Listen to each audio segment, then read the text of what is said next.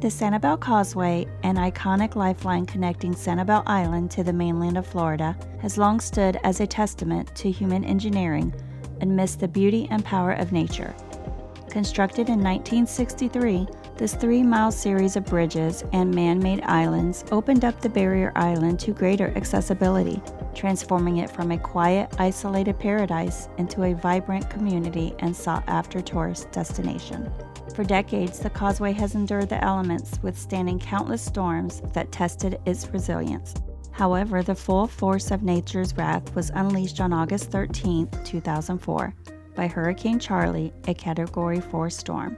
The Sanibel Causeway was battered but remained standing, though the storm underscored the vulnerability of the region to such powerful hurricanes. 18 years later, the causeway faced yet another formidable change, Hurricane Ian.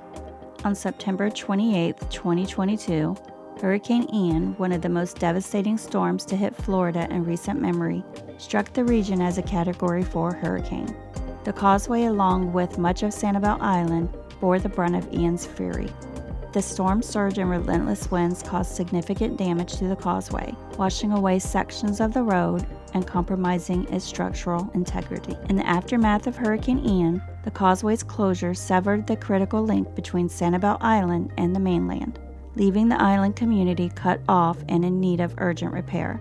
The extensive damage prompted immediate efforts to rebuild and restore the causeway, a project that became a symbol of the island's resilience and determination to recover. Today, the Sanibel Causeway stands once again, a testament to the enduring spirit of the communities it serves and a reminder of the powerful forces of nature that shape the landscapes we call home.